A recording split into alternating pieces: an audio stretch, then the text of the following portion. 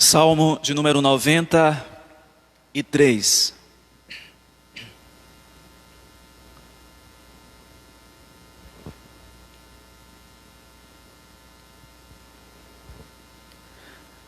Nós vamos fazer a leitura e eu peço aos irmãos que depois que nós fizermos a leitura, você permaneça com a sua Bíblia, continue com a sua Bíblia aberta para a exposição. Nos diz assim o texto sagrado: Reina o Senhor, revestiu-se de majestade, de poder se revestiu o Senhor e se cingiu, firmou o mundo que não vacila.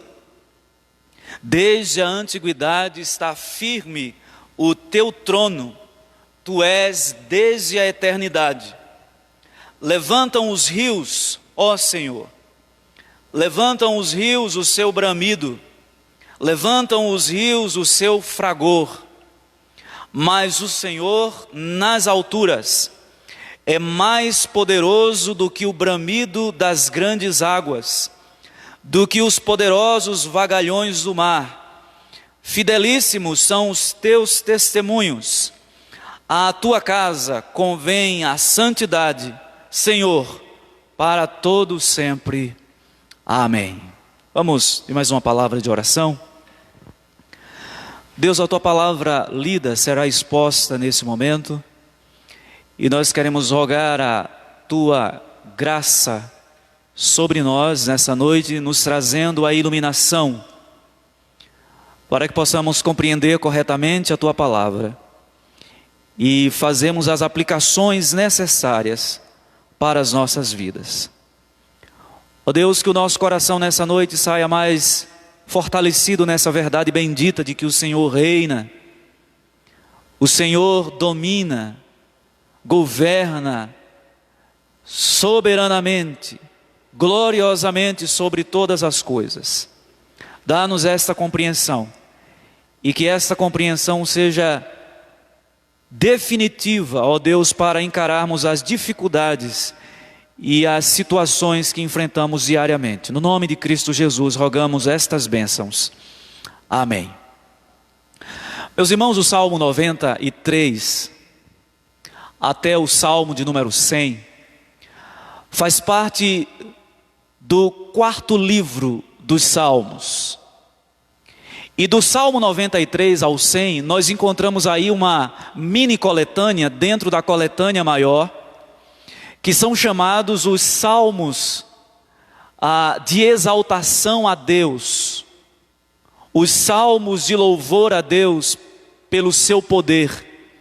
Se você der uma vasculhada no Salmo 93 até o Salmo 100, nós observamos que o tom dos salmos é este: Deus é Senhor, e isso deve arrancar de nós atitudes de louvor, de exaltação, porque o Senhor tem o domínio, o controle sobre todas as coisas. Ele, como Rei celestial, está acima de qualquer rei, de qualquer homem. Ele está acima de qualquer autoridade terrena. Não existe nenhum monarca, nenhum soberano, nenhum governador, nenhum imperador que se assemelhe a este Deus, porque Ele governa sobre céus e terra. O seu domínio é vasto, e mesmo que haja oposição aparente contra Deus, elas não serão páreo diante do senhorio de Deus.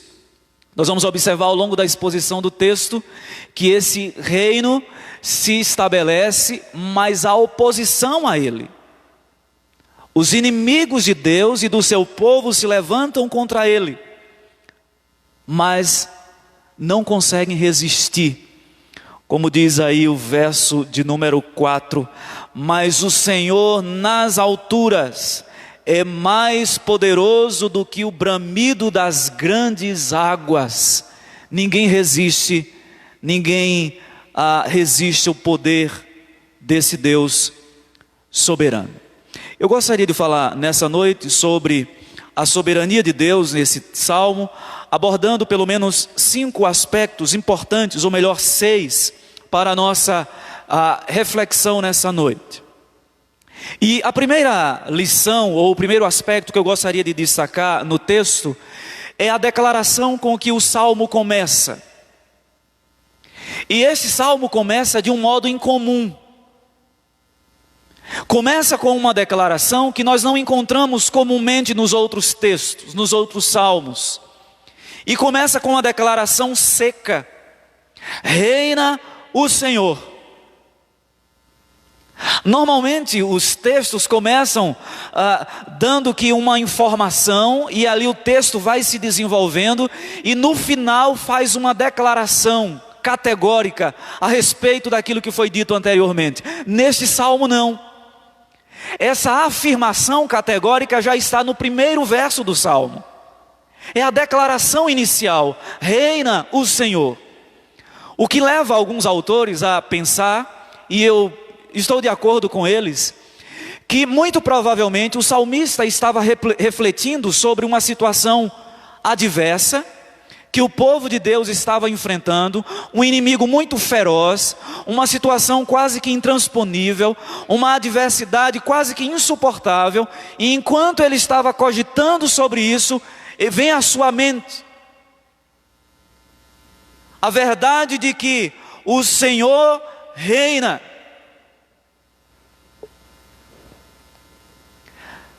Enquanto ele considerava os momentos difíceis, é bem provável que esse salmo tenha sido escrito após o exílio, e aquilo que o salmista, a maneira como ele descreve aqui os salmos, parece que Israel tinha acabado de enfrentar uma situação muito adversa. Então alguns autores colocam esse salmo depois do exílio. Então, se esta for a realidade, é muito provável que ele estivesse considerando todos os dramas que Israel passou nos cativeiros. Certamente aqui o cativeiro de Babilônia, que talvez tenha sido o mais devastador que Israel enfrentou, e enquanto ele considerava isto, a ferocidade de Nabucodonosor, a violência dos seus exércitos, a confusão que ele conseguiu trazer a Israel, o Salmo 46 tem como pano de fundo esse momento em que Nabucodonosor cercou Jerusalém por 2 anos, e foi estrangulando a cidade, até que em 586 aproximadamente, houve a invasão. E foram momentos dramáticos, difíceis. E o salmista muito provavelmente estava considerando, pensando nas dificuldades que o povo enfrentou, e de repente vem à sua mente essa verdade gloriosa: o Senhor reina. Meus irmãos, isso muda tudo. Porque a nossa compreensão acerca desse reinado de Deus muda a nossa maneira de enxergar as coisas. Quando nós consideramos que Deus reina, nós nos conformamos com o fato de que Ele ordena todos os eventos. Ele ordena todas as coisas de acordo com a sua própria vontade. Ele assegura que todos os acontecimentos, que todos os eventos da história aconteçam conforme Ele predeterminou. Desde aqueles eventos de grande magnitude, aqueles eventos, aqueles acontecimentos pequenos do dia a dia, reina o Senhor. Essa é uma declaração gloriosa, confortadora, e que traz alento ao nosso coração, porque mesmo em tempos difíceis, sombrios, adversos, Deus jamais abriu mão ou abrirá do governo do universo. Quando o salmista diz que Deus reina, ele não é um mero espectador da história, que que é mais uma vítima de acontecimentos. Ao contrário disso, Ele dirige, governa, sustenta todas as coisas pelo poder das suas mãos. Nós chamamos isso em teologia de providência de Deus. Deus reina. E esse fato é extremamente confortador para nós, especialmente quando lidamos com situações para as quais não temos respostas claras e objetivas. Deus reina. A segunda observação que eu faço no Salmo está aí no verso 1 ainda, a parte B. Ele diz: revestiu-se de majestade, de poder se revestiu o Senhor, e se cingiu, firmou o mundo que não vacila. Quando o salmista diz aqui que Deus se revestiu de majestade, a ideia é de que a glória desse reino de Deus é visto em toda parte.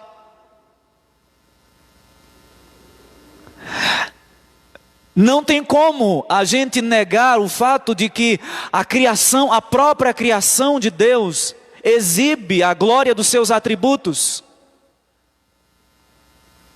E para todos os lugares que nós olhamos, nós vemos a glória de Deus. Apesar de não vermos a mão do design, do Criador, mas as suas pegadas estão em toda parte. É por isso que a Escritura, o salmista no Salmo 19 diz que os céus proclamam a glória de Deus, exibe a majestade de Deus. Não se pode negar.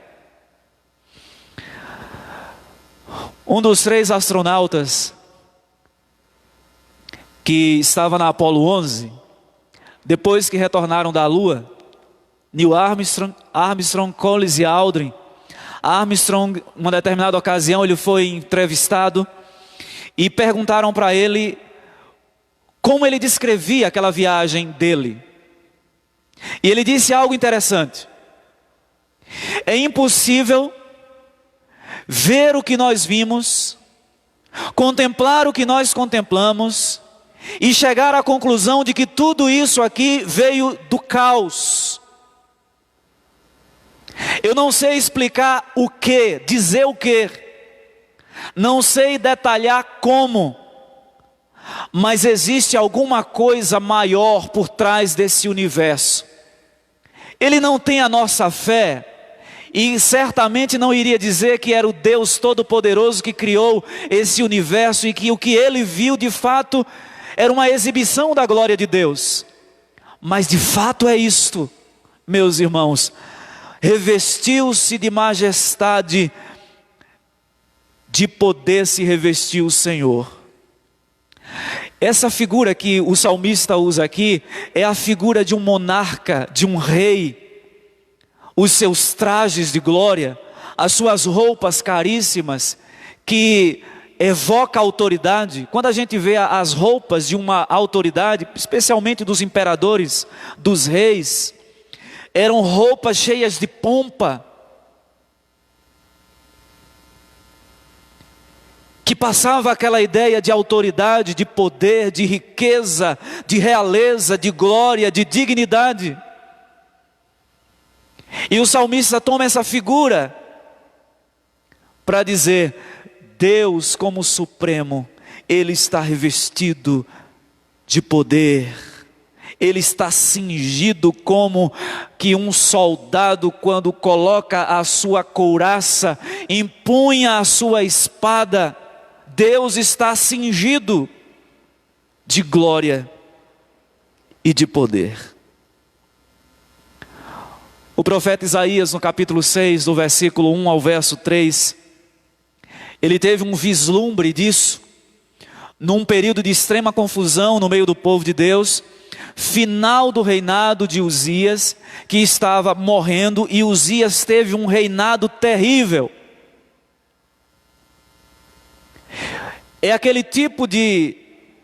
Foi um tipo de rei que tinha tudo para dar certo, mas por causa das suas atitudes, tudo deu errado.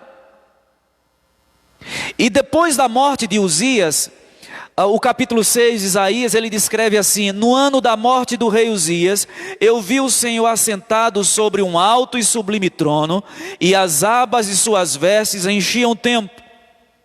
Serafins estavam por cima dele, cada um tinha 6 asas, com 2 cobriu o rosto, com 2 cobriu os seus pés, e com 2 voava. E clamavam uns para os outros, dizendo: Santo, Santo, Santo é o Senhor dos exércitos, toda a terra está cheia da sua glória. O salmista continua dizendo que Deus firmou o mundo que não vacila. O curso da história não está fora de controle. O curso da história não toma Deus de surpresa, porque foi Ele mesmo quem escreveu, decretou o curso da história do mundo. É por isso que o salmista diz que o mundo não vacila, porque Deus o firmou. Meus irmãos, entendo que nesta parte aqui o salmista está consolando o povo de Deus,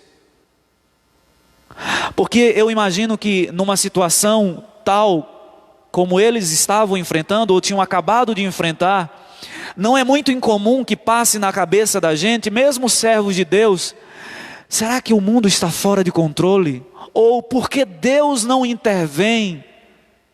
Às vezes a gente não tem coragem de verbalizar isso, né?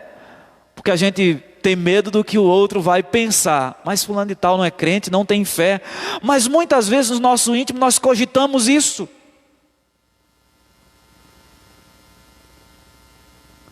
Aonde Deus está? Ou estava? E a resposta do salmista para Israel é que Deus firmou o mundo que não vacila. Não existe adversidade, tempestade, violenta que seja, que possa de alguma forma contrariar aquilo que aquele que firmou o mundo fez. No verso 2, o salmista nos ensina outro aspecto interessante a respeito desse rei. Primeiro, ele diz de maneira categórica: reina o Senhor. Segundo, ele diz que a glória desse rei pode ser manifesta, porque ele foi revestido de glória, de majestade e de poder. Mas ele diz mais, verso 2: desde a eternidade ou da antiguidade está firme o teu trono, tu és desde a eternidade. Deus não está preso à realidade do tempo como nós estamos. É até difícil para a gente pensar nisso aqui, em eternidade, porque como eu falei recentemente aqui na igreja, nós raciocinamos a partir de categorias temporais. Tudo que a gente pensa se encaixa na realidade temporal, escapa da nossa mente o significado disso mesmo, de eternidade. Mas é isso que o salmista diz, que desde a antiguidade ou desde a eternidade Deus reina. Aqui nós vemos uma declaração da autoexistência de Deus. Um dos atributos do Senhor, a nossa existência é derivada, a dele é absoluta. Nós dependemos de fatores para vir a esse mundo. Dependemos de uma série de condições para viver. Deusão, Ele é o que é, Ele é autoexistente, Ele não depende de nada para governar, para existir, porque o seu reino é desde a antiguidade. Um teólogo que viveu por volta do século 11, 12, chamado Tomás de Aquino, ele, tentando argumentar acerca da existência de Deus, ele usa 5 argumentos para defender no meio acadêmico a existência de Deus. E o primeiro argumento, chamado as 5 vias de Aquino, o primeiro argumento dele é que Deus é a causa não causada. Ele é o motor inicial de todas as coisas. Ele é a causa primeira. E a partir dele, tudo veio a existir. Ele não foi causado. Ele é o que é. Eu me lembro que menino gosta de fazer um monte de pergunta difícil. E eu me lembro que eu tinha esse tipo de pergunta. Quem criou Deus? De onde Deus veio? E a resposta que eu sempre ouvia, e minha mãe me dizia, era que tem algumas coisas que estão encobertas a nós, que nós não conseguimos compreender. Mas aquelas que Deus quis nos revelar, Ele nos revelou, como diz o livro de Deuteronômio. As coisas encobertas pertencem a Deus, as reveladas a nós e aos filhos dos homens. Meus irmãos, o que quer que ocorra, o trono de Deus está firme desde a eternidade, não pode ser removido. Antes da criação desse universo material, Ele já reinava, absoluto. Os tronos terrenos são temporários. Até mesmo aqueles reinados que duraram muito tempo, dinastias inteiras, mas duraram um tempo e depois aquela dinastia ruiu, surgiu um novo império, mas todos eles se levantam e caem, porque foram concebidos dentro da realidade do tempo e da história. Mas Deus reina desde a antiguidade, está firme o seu trono e Ele é desde a eternidade. Ele é imutável, o seu reino é imutável. A quarta observação no Salmo está aí no versículo 3. O reino de Deus acontece em meio à oposição. O reino de Deus não está em competição com um reino adversário no mesmo pé de igualdade. Mas há oposição a esse reino. Olha o que diz o verso 3. Levantam os rios, ó Senhor, levantam os rios o seu bramido, levantam os rios o seu fragor. Essa é uma figura poética que o autor usa aqui, a figura do mar agitado, ou de um rio com águas violentas, agitadas, mostrando aqui a força da natureza, mas o propósito dele é mostrar a oposição contra Deus. Um autor chamado Delitzsch, ele diz o seguinte: o mar com sua imensa massa de águas, com inquietação constante de suas ondas, com a pressão incessante contra a terra sólida e a espuma contra as rochas, é um emblema do mundo gentil, alienado e inimigo de Deus.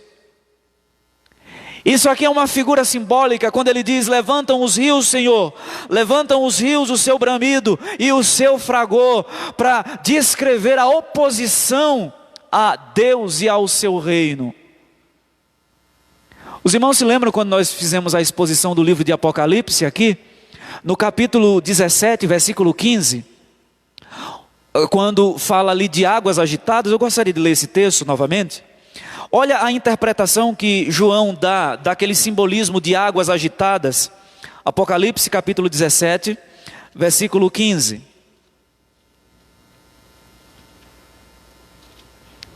Nos diz assim o texto: falou-me ainda, as águas que viste, onde a meretriz está assentada, são povos, multidões, nações e línguas. Nós vimos na exposição de Apocalipse que uma das bestas iria surgir do mar, uma emergia da terra e a outra do mar. A que emerge do mar é uma representação de governos, poderes deste mundo, que no decurso da história se organizaria para lutar contra a igreja. A besta que emerge da terra é um símbolo ali da religião falsa, do falso cristianismo, que propagaria uma mensagem atraente, mas uma mensagem anticristã. A figura de águas no livro de Apocalipse é tirada do livro dos profetas, e é um símbolo dos povos agitados, nações. E quando o salmista diz aqui: levantam os rios o seu bramido, ele quer destacar o levante destes povos contra Deus e contra o seu povo, a humanidade caída, rebelde contra Deus. Meus irmãos, no decurso da história é o que nós vemos, ainda hoje. Nações inteiras que perseguem o povo de Deus. O salmista diz: levantam os rios o seu bramido. E ele fala isso por 3 vezes: levantam os rios, levantam os rios, levantam os rios. Alguns comentaristas estão de acordo que quando ele fala que 3 vezes levantam os rios, é provável que ele tivesse em mente aqui os 3 grandes impérios que se levantaram contra o povo de Deus, trazendo grande sofrimento. Nós podemos pensar Egito, Assíria e Babilônia. Esses povos, especialmente a Síria e Babilônia, quando vieram contra o povo de Deus, foi quase que como um rolo compressor, destruindo, esmagando, matando, aniquilando, como ondas violentas. O reino de Deus acontece em meio à oposição.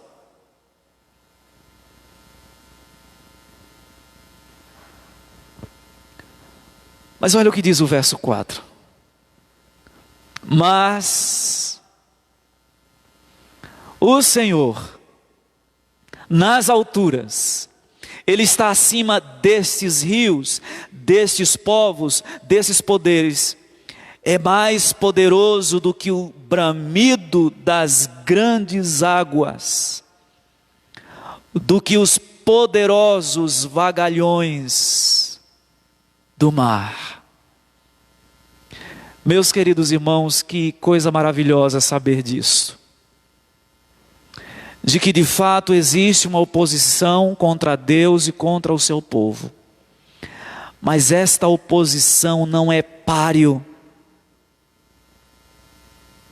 Não se sustenta diante daquele que é mais poderoso do que o bramido das águas. No livro de Apocalipse, Jesus revela a João isso aqui. Porque nós vemos em Apocalipse uma igreja, João escrevendo para uma igreja que estava não acuada, mas muito oprimida, sofrida. E João escreve para a igreja, e é interessante que Jesus se revela a João. E é interessante que logo nos primeiros capítulos do livro de Apocalipse nós vemos ali uma revelação de Jesus Cristo. E a maneira como João descreve Jesus Cristo glorificado está ali nos primeiros capítulos. Eu entendo que isso foi de uma importância para aquela igreja muito grande. Porque o que aqueles irmãos viam era a espada dos imperadores, o poderio do Estado sendo usado contra a igreja. E o que é que Apocalipse mostra primeiramente? Jesus assentado no trono. Os seus olhos como que chama de fogo. Da sua boca saiu uma espada afiada, com a qual ele destruía os seus inimigos. Os seus pés de bronze, demonstrando ali autoridade, poder. É essa figura que o salmista traz aqui.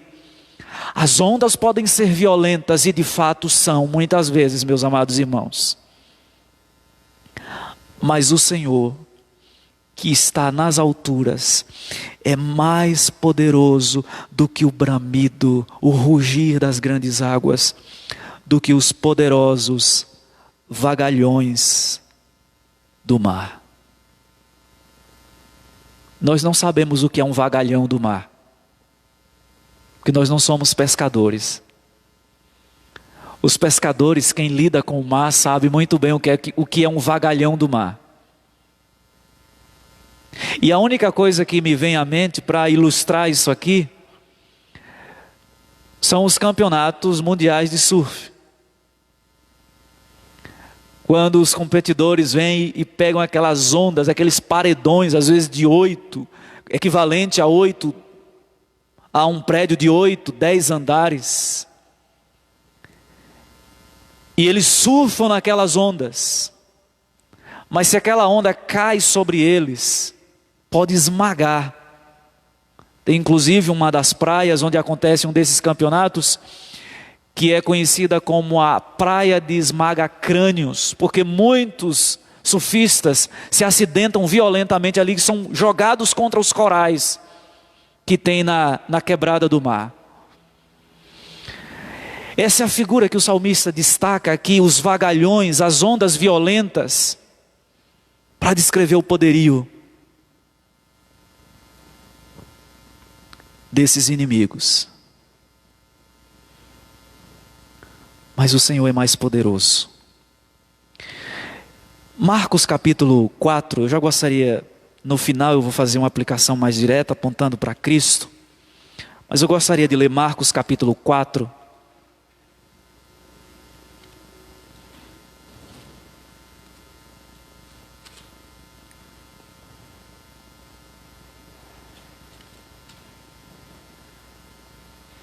A partir do versículo 35.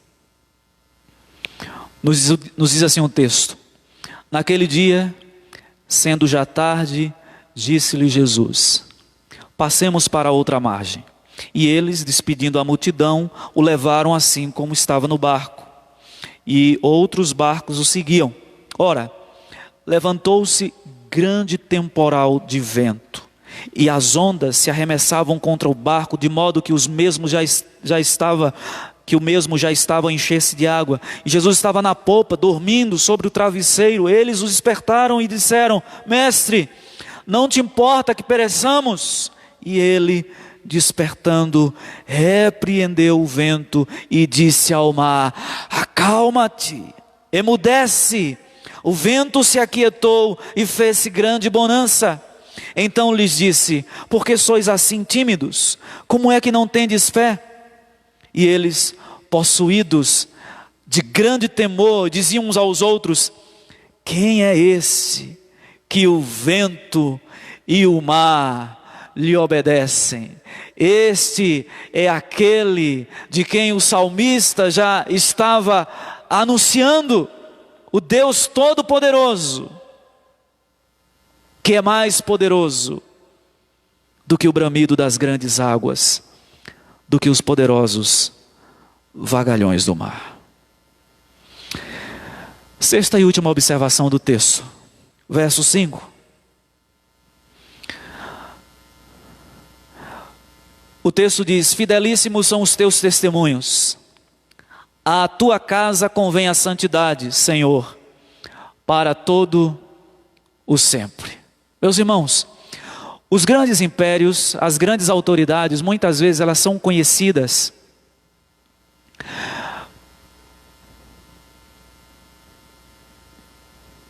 pelo fato de não assegurarem aquilo que se comprometem.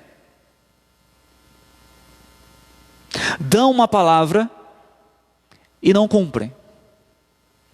A gente pode pegar o nosso sistema, político, em que antes de assumirem os mandatos, ou antes mesmo de serem eleitos, os nossos governantes fazem muitas promessas, fazem pronunciamentos acalorados nos seus palanques e comícios. Prometem muitas coisas, mas os seus pronunciamentos, a maioria deles, com raríssimas exceções, não são confiáveis. Porque quando eles assumem de fato, não cumprem aquilo que prometem. As suas palavras não são confiáveis. Mas esse texto nos apresenta este rei, cujos pronunciamentos são confiáveis. Nós podemos confiar nas palavras desse rei. Fidelíssimos são os teus testemunhos. A palavra testemunhos é usada no livro dos Salmos, e no Salmo 119, especialmente, mais de 20 vezes, em referência à lei de Deus, à sua palavra. São verdadeiros. A lei de Deus é digna de confiança. Deus não só é poderoso, mas Ele é íntegro, fiel, justo e cumpre as suas palavras. Tem uma música, um corinho, que diz: sim, Deus é fiel para cumprir toda a palavra. Deus é fiel para cumprir os seus pronunciamentos. Meus irmãos, o salmista, na parte B do verso 5, diz assim: à tua casa convém a santidade. Essa é uma das razões dos comentaristas colocarem este salmo num período pós-exílico. Porque uma das coisas que aconteceram em Jerusalém foi a profanação do templo. O local da adoração pública foi profanado. Tem um livro, aliás, os livros apócrifos, especialmente Macabeus, 1º e 2º Macabeus, conta a história, o que aconteceu naquele período que nós chamamos de interbíblico, 400 anos aproximadamente, quando Deus não falou a profeta algum. Os livros apócrifos, especialmente Macabeus, retratam um pouco da história dos judeus nesse período.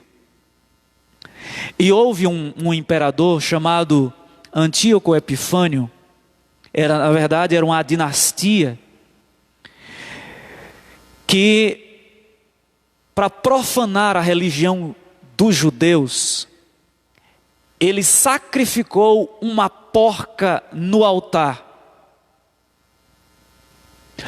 Nós sabemos que para o judeu, o porco é um dos animais mais impuros, pelo simples fato de tê-lo em casa, ou ter a carne dele na mesa.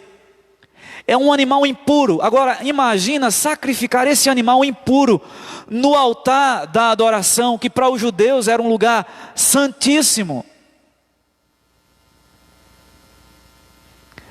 Então, quando o salmista diz aqui, à tua casa convém a santidade, é provável que ele estivesse se referindo a fatos como este para dizer o seguinte: Senhor, à tua casa convém santidade, mas ela foi profanada pelos ímpios, por aqueles que se opõem ao Senhor. O desejo de ver as coisas restituídas novamente, o local da adoração. Claro que nós não temos mais um local como referência de adoração, porque o altar de Deus, o local onde Deus quer ser adorado, é no templo que somos nós. Ele foi adorado no maior de todos os templos, que é Cristo, que ofereceu o sacrifício, e nós que estamos em Cristo somos o templo de Deus. E a esse templo, a esta casa de Deus, convém santidade.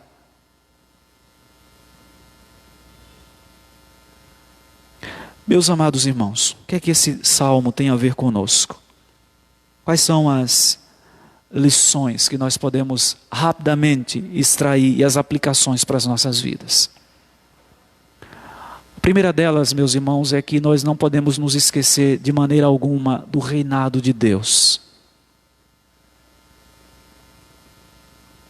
Ainda que as águas tumultuem e espumejem, diz o salmista no Salmo 46. Ainda que as coisas estejam, do nosso ponto de vista, fora de controle, fora do lugar, que você tenha nesta noite a compreensão de que Deus reina. Ele jamais deixou o trono, o seu trono.